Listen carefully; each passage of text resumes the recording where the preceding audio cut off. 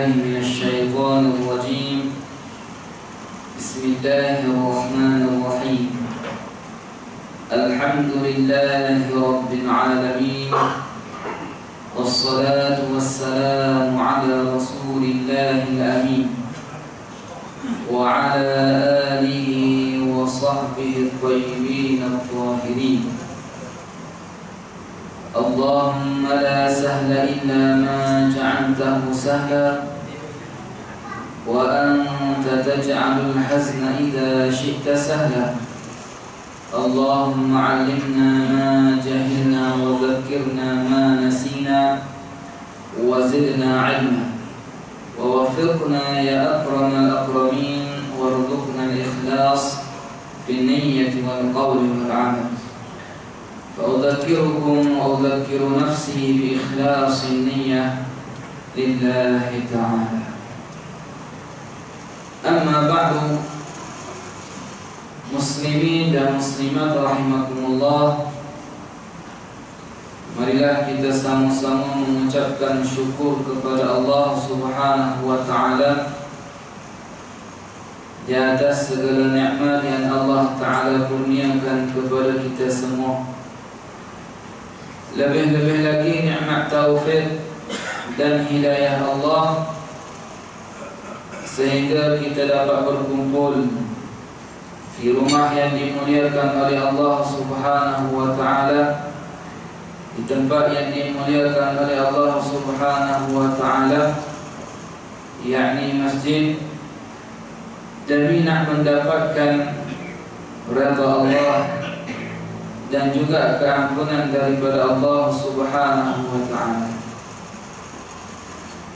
Muslimin dan muslimat rahimakumullah, pada malam ini kita diberi peluang oleh Allah Subhanahu wa ta'ala untuk kita teruskan sesi pengajian kita kitab Safinatun Najah.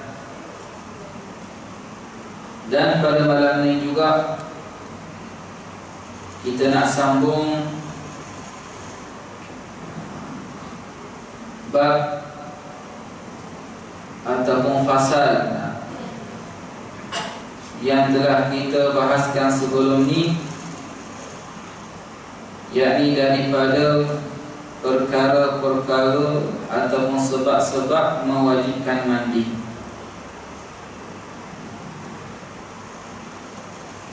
Yang mana sebab-sebab mewajibkan mandi ada 6.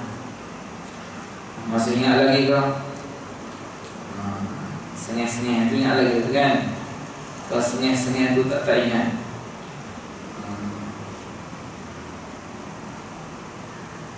Yang pertama pada ni, sebab mewajibkan mandi. Berlaku sebab ni wajib mandi. Yang pertama, memasukkan sesuatu ke dalam faraj. Yang kedua, keluar air mani. Yang ketiga, disebabkan haid. Yang keempat, disebabkan nifas, darah nifas. Yang kelima, disebabkan al-wiladah. Yang keenam, disebabkan meninggal dunia, mati. 6 sebab mewajibkan mandi. Tapi 5 sebab yang selain daripada mati wajib ke atas diri, wajib ke atas orang, wajib ke atas orang yang berlaku ke atasnya sebab-sebab tersebut.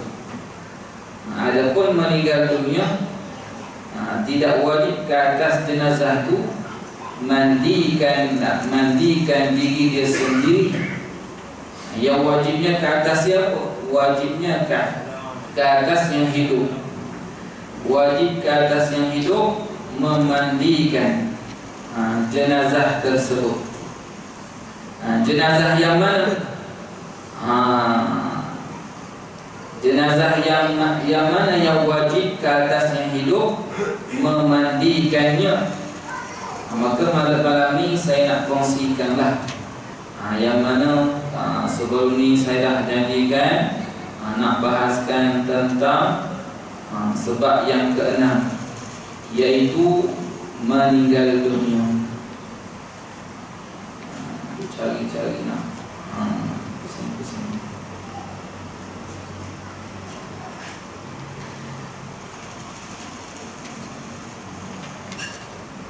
Okey.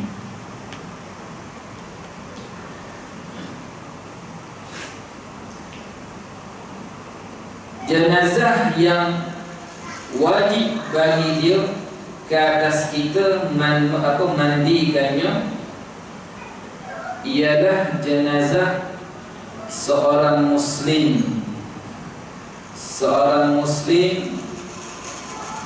dan jenazah tersebut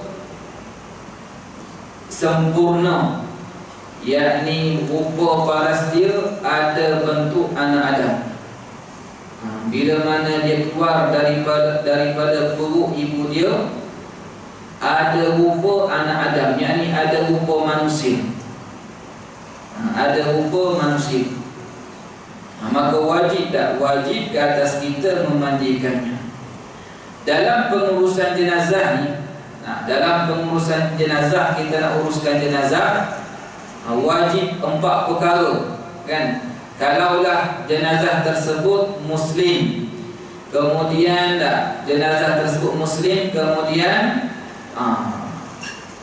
mati dalam keadaan ada rupa paras anak Adam, kemudian muslim tersebut tidak ada, maknanya bila mana keluar daripada ibu dia, mati dalam keadaan bergerak dengan ikhtiar dia sendiri. Maka wajib di sini ke atas yang hidup melaksanakan dia bukan mandi sahaja, bahkan selain daripada memandikannya, yaitu mengkafankan, solat ke atasnya, dan tanam di tanah perkuburan Islam. Bila ada syarat tersebut, maknanya si mati ini bila mana dia meninggal dunia dalam keadaan Islam, waktu dan bila mana kalaulah kanak-kanak ataupun baby yang keluar daripada perut ibu dia, keluar tu dalam keadaan mana tu sebelum dia meninggal dunia tu, baby tersebut bergerak ataupun menangis, ataupun apalagi dia bergerak dan menangis itu dengan ikhtiar dia sendiri, bukan perbuatan doktor untuk tepuk-tepuk, bukan, daripada ikhtiar dia. Maka bila mana meninggal dunia setelah tu, wajib ke atas yang hidup melakukan 4 perkara tadi ke atas baby tersebut. Dan baby itu dia ada rupa paras manusia. Maka wajib buat 4 perkara ini. Apa dia? Mandi, kemudian kafan, kemudian solat, kemudian tanam di tanah perkuburan. Kalaulah dia meninggal dalam keadaan tidak ada sebelum dia meninggal itu tidak ada jeritan, tidak menangis, tidak bergerak, keluar memang hilang nyawa, maka wajib 3 perkara sahaja, yaitu selain solat ke atas dia, tak payah solat, mati dalam perut dah, tak ada pergerakan langsung, tak ada jerit, tak ada nangis, wajib 3 perkara sahaja, yaitu mandi, kafan, dan tanam di tanah perkuburan. Tak wajib solat ke atas jenazah tersebut. Adapun kalau tidak ada rupa paras anak Adam, tak ada rupa, seperti janin, kan? Janin ada rupa paras anak Adam, ada rupa manusia tak janin? Tak ada, kan? Maka sunat kita orang kata bungkus dah mudah-mudah. Sunat kita balut, dan tanah. Sunat. Baik. Hak ni bahagian jenazah yang muslim. Adapun jenazah selain daripada muslim, seperti jenazah kafir zimmi, jenazah kafir harbi, ataupun jenazah orang murtad, lain tak cara menguruskan jenazah mereka. Kafir zimmi dipanggil kafir zimmi kerana mereka ni membayar jizyah setiap tahun kepada khalifah Islam. Nak selamat diri dia kan, dia ikut perintah khalifah, dia setiap tahun dia bayar jizyah. Dia bayar jizyah kepada khalifah Islam. Maka kafir zimmi ini dijaga oleh pemerintah Islam. Maka bila mana dia meninggal dunia, maka wajib ke atas orang Islam menguruskan jenazah dia hanya 2 perkara. Apa dia? Kafan dan juga tanam. Tapi tanam tu di tanah perkuburan mereka. Tak boleh solat, tak boleh solat ke atas jenazah kafir, walaupun zimmi, walaupun dia taat kepada pemerintah Islam sekalipun. Yang mana kita tahu yang kafir zimmi ni, orang ni mati dalam keadaan kufur, mati dalam keadaan kafir, kita dah tahu dah. Maka tak boleh kita solat juga ke atas jenazah. Yang wajib urus jenazah dia adalah kafan dan juga tanah. Di tanah perkuburan Islam. Kalaulah si mati ni, kafir zimmi ni, dia tak ada harta peninggalan, tak ada harta pusaka, dan tak ada kaum kerabat dia yang boleh membantu dia, maka wajib ke atas umat Islam, orang Islam, ambil duit daripada baitul mal untuk uruskan jenazah kafir zimmi itu. Bukan kita abaikan. Dah kata orang ni kafir, biar tak. Ada benda yang wajib ke atas umat Islam ni buat, walaupun orang ni tidak seagama dengan kita. Tidak seagama dengan kita, wajib kita buat. Baik, ni kafir zimmi 2 perkara. Tadi yang awal tadi apa? Ada 4 perkara. Yang pertama 4 perkara tadi kan, 4. Mandi, kafan, solat, tanam. Ni bagi siapa? Muslim. Yang mana hidup sebelum meninggal dunia, ada pergerakan dari perikhtiar dia sendiri. Kita buat contoh tadi siapa? Bagi kan, dengan usaha dia sendiri. Kalau tak ada pergerakan, tak ada tanda-tanda sebelum dia meninggal tu, tak ada tanda-tanda hayat, tak ada tanda-tanda hidup, hanya wajib 3 perkara.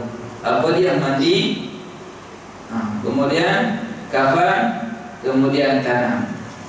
Tak perlu solat ke atas beri tersebut. Baik. Jadi perlu ingatlah sebab berlaku ni. Sebab berlaku ke atas jenazah anak abang saya sendiri dekat Penang. Anak dia dah keluar lama dah keluar lama hidup. Ada tanda-tanda hayat, ada tanda-tanda hidup, tak bergerak sendiri, menangis, tapi dimasukkan dalam ditahan. Disebabkan apa? Disebabkan tak cukup umur. Tak cukup umur, ditahan. Tapi ada tanda-tanda hayat. Kemudian meninggal dunia. Tersedut susu lah. Meninggal dunia. Bila meninggal dunia, ada pihak mati di sana, dia uruskan, dia tak solat. Tanam dah, tak bagi tahu. Terus saya suruh, abang saya solat. Solat. Jangan berikut, sebab ada kaedah dia. Bukan hanya semata-mata bayi ni yang meninggal ni bayi terus kita tak solat. Ada syarat dia. Kalau dah bayi tu sebelum dia meninggal memang tak ada tanda hayat, tak ada tanda-tanda menunjukkan dia ni hidup seperti bergerak, menangis, maka hak ni barulah boleh kita lakukan 3 perkara tadi. Kafan, mandi, tak kafan dan tanam. Kalau ada sebelum dia meninggal tu tanda-tanda hidup, seperti contoh tadi, maka hak ni wajib buat 4 perkara. Solat, mandi, kafan, solat dan tanam. Di tanah perkuburan Islam. Baik. Kemudian kalau jenazah tersebut jenazah kafir harbi ataupun jenazah murtad. Jenazah kafir harbi, contohnya Yahudi, boleh masuk, boleh lepas masuk ke Malaysia. Masuk kena langgar, meninggal dunia. Alhamdulillah. Kafir harbi. Tak sempat nak travel, tak sempat nak pergi ziarah mana-mana tempat. Langkah aja kena langgar, meninggal dunia. Apakah yang wajib ke atas umat Islam yang hidup ni untuk uruskan jenazah kafir harbi itu? Tak wajib apa-apa. Tak perlu, tak wajib uruskan. Empat perkara tak wajib ke atas yang hidup. Uruskan jenazah kafir harbi. Tak wajib mandikan dia, tak wajib kafankan dia, tak wajib tanamkan dia, tak wajib solat ke atasnya, tak wajib. Biarkan sahaja, tak ada masalah. Ataupun ambil bagi dekat binatang-binatang buas sebagai makanan dia pun tak ada masalah, tak berdosa. Kenapa? Karena hinanya orang kafir harbi. Hinanya Yahudi di sisi Allah Subhanahu wa ta'ala. Tetapi disunatkan untuk menyenangkan, untuk menjaga keamanan dan ketenangan, nak jaga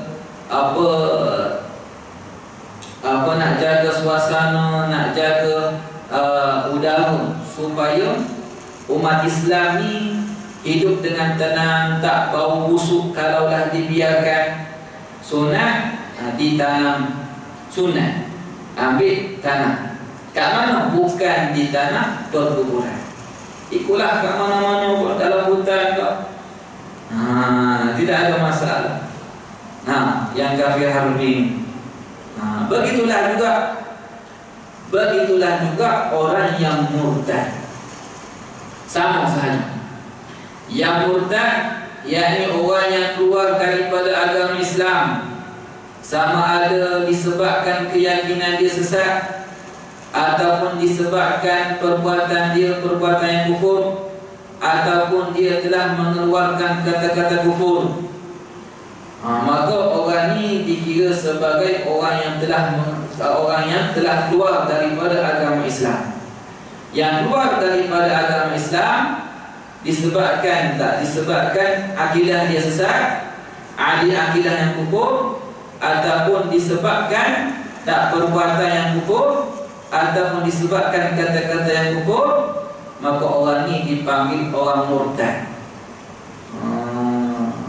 Jangan ingat murtad tu ataupun riddah tu hanya berlaku ke atas orang yang nak tukar agama. Bukan tu sahaja. Bahkan riddah tu, kufur tu boleh berlaku sama ada disebabkan hati dia meyakini Allah itu Muhammad ataupun Muhammad itu Allah. Sebelum hidup viral kan, sebuah hak ni, sihat ni, untuk sebarkan akidah yang sesat. Muhammad Allah ataupun Allah tu Muhammad. Walaupun dia kata aku faham daripada surah Al-Ikhlas, aku faham daripada tafsir surah Al-Ikhlas, qul huwallahu ahad, katakanlah alaihim wahai Muhammad, ialah Muhammad Allah. Tafsir yang mana? Ini tafsir yang sesat ni. Tafsir yang sesat. Ni dia yakin walaupun dia solat, walaupun dia puasa, walaupun dia mengajarkan haji, walaupun dia tak ungkapkan, walaupun dia tak sebut dengan lidah Allah tu Muhammad, Muhammad itu Allah, dia tetap terkeluar daripada agama Islam. Jelas di sini. Sebab apa nak? Sebab apa orang yang kata Allah tu Muhammad, Muhammad itu Allah tu keluar daripada agama Islam? Sebab tak ada beza dengan agama Kristian. Tak ada beza. Lebih kurang je. Lebih kurang sama saja dengan agama Kristian. Macam mana agama Kristian?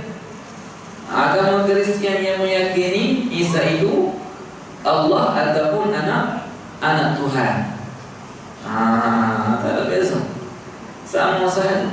Sebab itulah mufti kita hukumkan orang ni murtad, keluar daripada agama Islam. Wajib tak? Wajib kembali kepada agama Islam serta murtad. Wajib.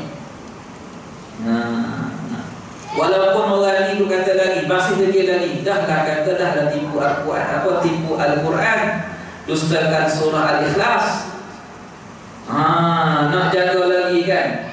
Aku ni puji Rasulullah, aku ni puji Nabi Muhammad. Kerana Nabi Muhammad ni makhluk yang paling agung, makhluk yang paling mulia. Sebab itulah aku angkat Nabi Muhammad itu sama level dengan Allah. Aku kata Allah tu Muhammad, Muhammad itu Allah. Walaupun dengan tujuan itu sekalipun tak menyelamatkan iman kita, tak menyelamatkan iman orang ni, tak selamat. Walaupun dia backup, aku nak agungkan Nabi. Nabi dah kata dah, la tarfa'uni fawqa manzilati.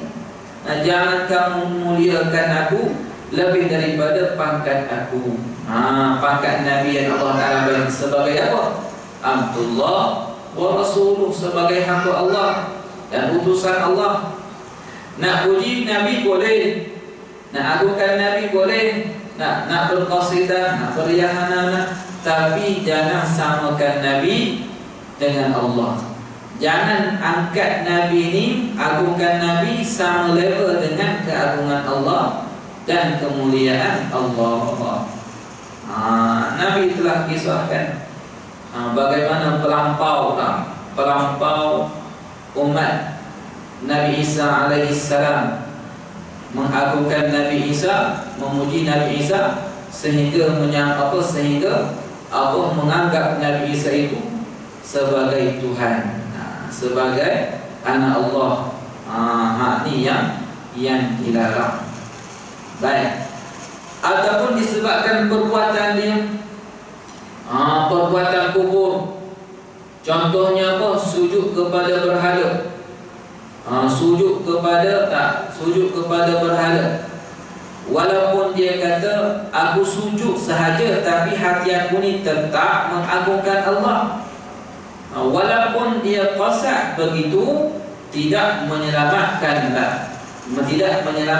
iman dia. Sebab apa? Sebab perbuatan sujud kepada berhala, sujud kepada matahari, sujud kepada bulan, tanda terbesar perbuatan tersebut, tanda yang sangat jelas bahawasanya perbuatan tersebut perbuatan yang kufur. Walaupun lakonan sekalipun, begitulah samalah juga kalaulah dia sujud, adapun kalaulah dia sujud kepada manusia dengan qasad, kalau dengan qasad mengagungkan, hak ni masih selamat iman tapi tak terlepas daripada dosa. Adapun kalau dia sujud kepada manusia, dengan qasad ibadah, hak ni jatuh kufur. Boleh jatuh kufur. Bezalah. Tadi sujud kepada berhala. Sujud kepada berhala tak perlu tanya niat dia, tak perlu tanya tujuan dia, dah jatuh kufur. Adapun kalau dah disujud kepada manusia, sama ada mak ayah dia ke, ataupun tok guru dia ke, dia sujud. Cium kaki lah, sujud. Hak ni kena tanya qasad dia. Tujuan dia sujud kepada mak ayah dia, kepada tok guru dia tu tujuan apa? Kalau dia kata tujuan aku sujud kepada mak ayah aku, tujuan aku sujud kepada tok guru aku, nak memuliakan dia. Hak ni walaupun tak bakal iman, tapi tak terlepas daripada dosa besar. Kalau dia rasa aku nak mengagak aku sujud tu sebab aku rasa ibadah kepada kedua-dua orang ni ataupun kepada tok guru dia.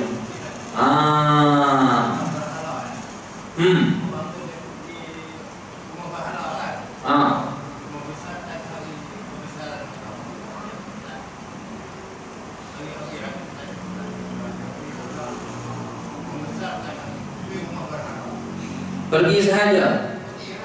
Pergi sahaja aku. Pergi sahaja dengan qasad apa? Tujuan apa? Dia tanya. Kalau sujud tadi tak perlu tanya qasad. Memuliakan.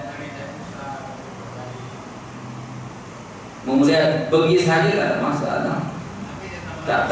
Tidak jatuh muka. Kalau meraihkan, maknanya meraihkan meraihkan secontoh hari Krismas kan. Hari agama, hari Krismas, hari agama mereka ni, kalau apa sampai ke tahap menyanjung, memuliakan berhala mereka ni, lain dengan lawatan. Beza dengan lawatan. Lawatan lain. Ada sebahagian sekolah-sekolah dia melawat, tak masuk gereja, masuk apa kuil-kuil, dia melawat saja. Tapi kalau dia buat, kalau dia sanjung, dia mengagungkan berhala, sujud kepada berhala, mengagungkan berhala, hak ni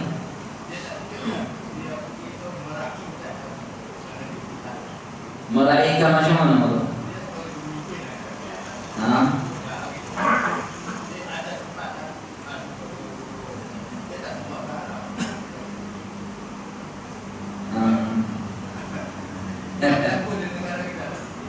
Tengok qasad dia lah. Hak ni kena tengok qasad dia. Kena qasad dia. Tengok qasad dia. Kalau qasad dia tu memang nak menyanjung, mengagungkan agama orang ni, mana al-ridha bil kufri, kufur lah.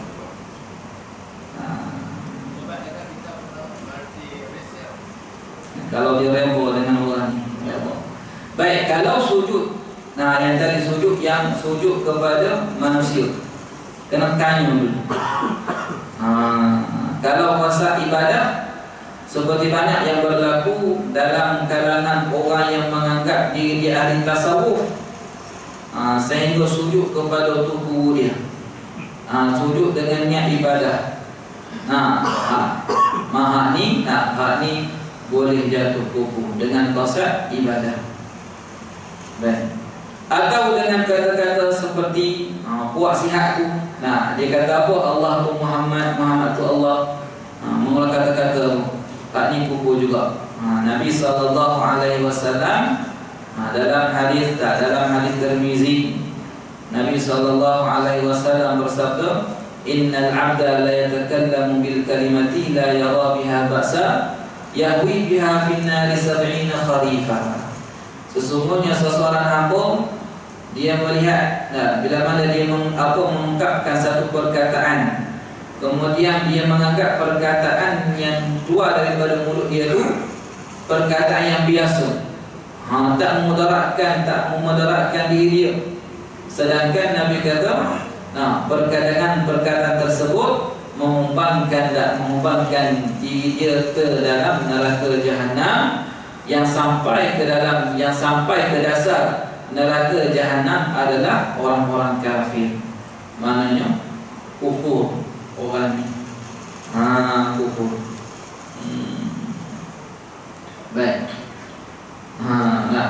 Nasib baiklah semua digaji ke masjid, belajar ilmu agama, boleh kenal pasti sihat ni sesat ke tak sesat kan. Tapi ramai anak muda tu ikut dia. Ramai anak muda tu ikut. Kalau tengok tim-tim dia semua, maknanya ramai anak muda. Orang lama tak ada, orang tua tak ada. Sebab orang tua ni Ya, maknanya dalam hidup dia ada menadah kitab, ada belajar ilmu agama, ada baca Al-Quran. Jelas-jelas Allah Ta'ala beritahu dalam Al-Quran, dalam surah Al-Kahfi, Qul innama ana basyarun mithlukum. Nabi Allah Ta'ala suruh Nabi kata bahawasanya diri dia, bahawa aku ni basyar.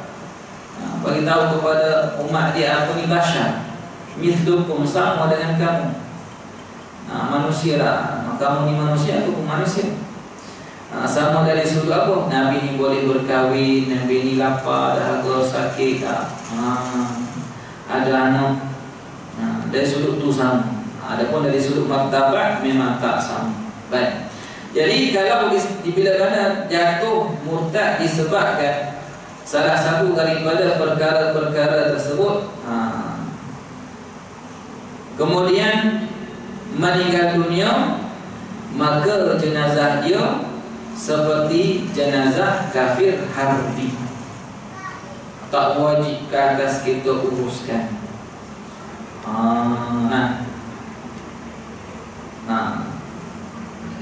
Tak wajib. Boleh maknanya, memanglah maknanya setengah kan. Kalau tak lihat kepada ni khabar aku ni, istilah saudara aku ni, kita kena ikut hukum Allah Ta'ala kan? Hina dia di sisi Allah Subhanahu Wa Ta'ala, sehingga kita ni tak perlu untuk uruskan apa. Hanya sunat tanam saya tu nak jaga keharmonian masyarakat Islam, takut berbau. Tak, bila mana biarkan orang kafir murtad ni, jenazah kafir murtad ni, bila mana biarkan takut apa, bila dah lama di situ, mesti dah bau, dah jenazah tu berubah. Bau dari situ, bau dia tu tak menyenangkan orang. Jadi sunat tanam, tapi bukan di tanah perkuburan Islam. Baik.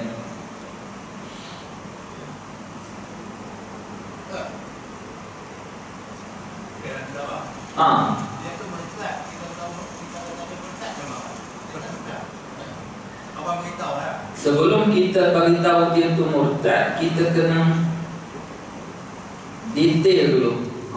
Tanda-tanda dia tu murtad betul-betul. Sebab kita tak boleh sebarangan terus kata ni murtad. Tak boleh.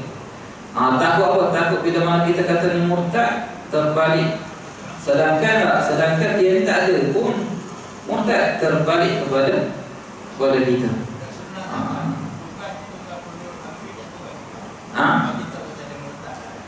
Kalau yang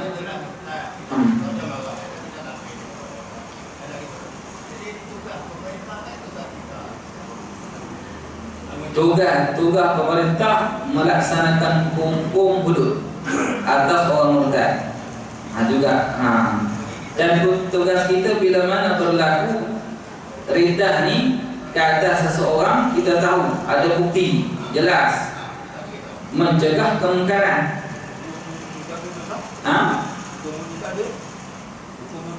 Hukum hudud kita yang mencegah kemungkaran, bagi tahu dia ni murtad, ni batal iman, mengucap dua kalimah syahadat, kembali Islam. Tu kita. Tak man ra'a minkum munkara. Falyughayyir biyadihi, fa illam yastati' fa bilisanihi, fa illam yastati' fa biqalbihi. Dia marah tu, dia marah. Tak belah dia marah. Kita dah jelaskan kepada dia. Jadi kita ni tak dipersoalkan. La yus'alu amma yaf'alu wa hum yus'alun. Kerana kita dah lihat dah kemungkaran dan kita berani cegah. Kita puasa cegah. Jangan takut. Kita dah cegah dah. Dia tak nak ikut juga, dia lawan kita juga. Tak dia lah. Kita dah lawan saja. Dah cegah dah. Tak nak ikut juga. Kita cegah, kita larang nasihat dia sebab kita sayang. Kita sayangnya. Inna aqul la yu'minu ahadukum hatta yuhibba li akhihi ma yuhibbu li nafsihi. Apa yang kita buat tu perkara yang paling mulia, paling afdal. Sebab apa? Nak selamatkan iman dia. Nak selamatkan iman dia daripada mati dah. Orang Islam ni kalau dah mati dalam keadaan lapar sekalipun, penghujung dia syurga. Penghujung dia syurga. Adapun orang kafir ni, murtad ni, mati dalam keadaan murtad, kekallah saja dalam api neraka. Buat selama-lama. Tu. Nah, ni kalau ada kemungkaran, berani cegah. Buat apa kita? Berani nak cegah. Jangan takut tak? Jangan takut.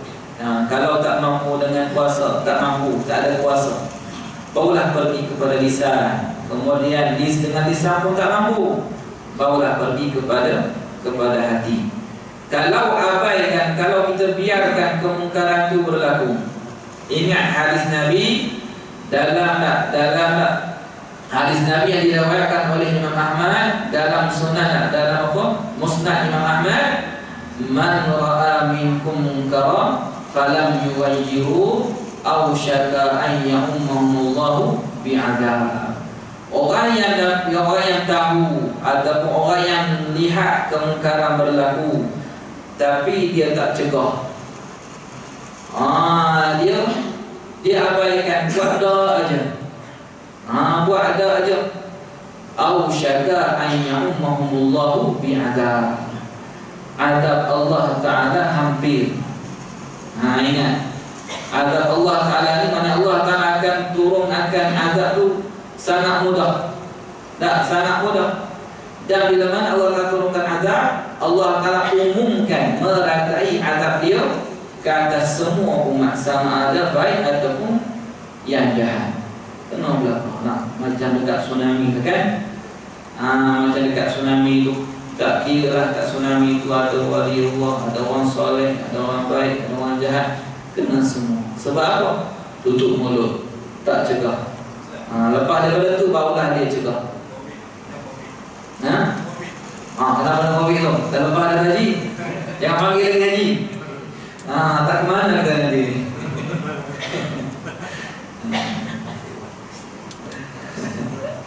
Dah baik, COVID.